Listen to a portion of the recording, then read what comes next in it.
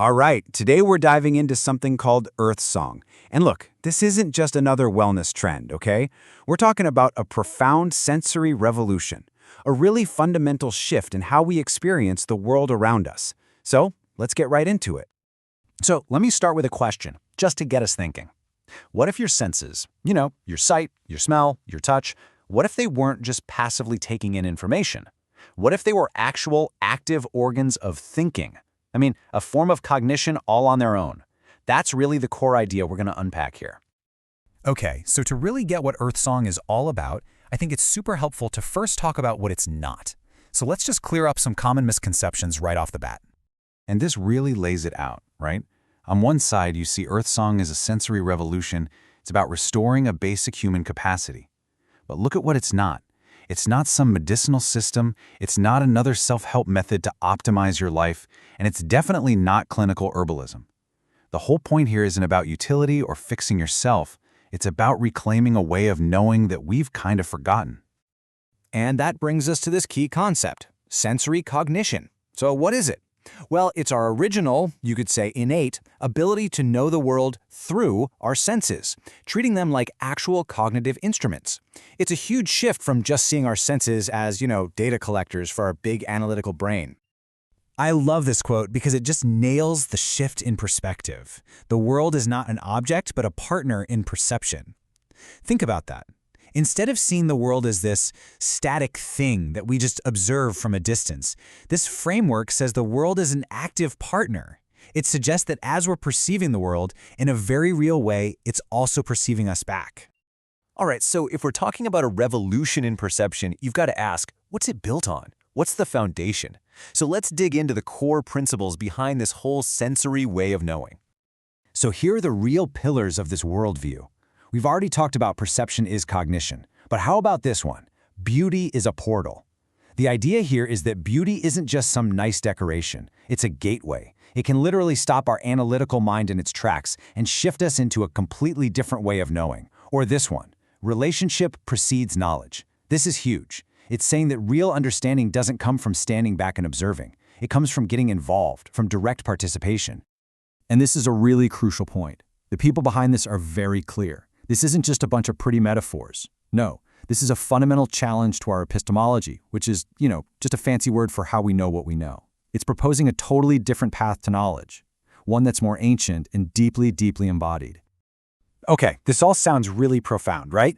But the big question is, how do you actually do it? How do you put it into practice?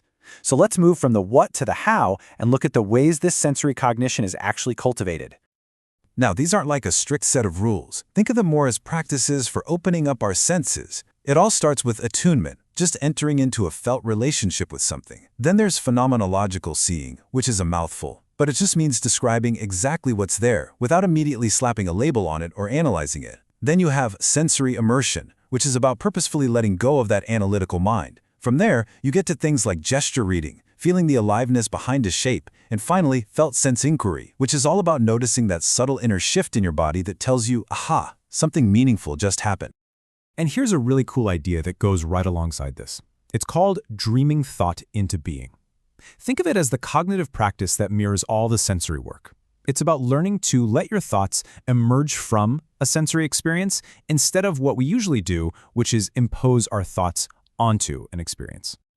Now, you might be thinking this all sounds very new agey or modern, but what's fascinating is that EarthSong is actually rooted in a deep and often forgotten philosophical tradition. So let's take a look at the history, the intellectual lineage behind this really powerful idea.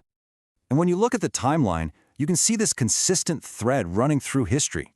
It goes all the way back to the 1750s with a philosopher named Baumgarten, who was the first to really say, hey, sensing is a form of knowledge.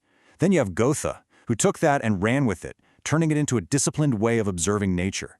You jump forward to the 1960s, and Gendlin brings it all inward, showing how that felt sense in our body is also cognition. And what's amazing is how all of this echoes what indigenous ways of knowing have held forever, that real knowledge is always born out of relationship. So why bring up all this history? Well, it's to show that EarthSong has serious philosophical weight. This isn't just some fleeting contemporary spiritual trend. It's part of a long, deep conversation, one that's been on the margins for sure, but a conversation about the very nature of what it means to know something. Which brings us to probably the most important question of all. Why does any of this matter now? So in this last part, we're going to connect all these dots to where we are today and see why this sensory revolution might be a necessary counterforce to our modern world. And that really is the big question, isn't it? In a world that feels more and more analytical, more digital, more disembodied, what's the point of turning back toward our senses, our bodies, and the living world around us? You know, it's really telling when you see who this kind of work resonates with. It's not just one niche group. We're talking about plant lovers, gardeners, cooks, animists, forest therapy guides, somatic practitioners, really artists of perception. It's for anyone who already has that feeling that the world is alive and who's looking for a way to build a relationship, not just master another technique. And so here it is, the mission statement, you could say. It's really clear and direct. The whole contribution of EarthSong is to restore our senses as instruments of knowledge, so that we as humans can re-enter into a real living relationship with the world. And we're going to end on this really powerful thought. This is not nostalgia. This is evolutionary necessity. So the argument here is not about going backward, not about returning to some romanticized past.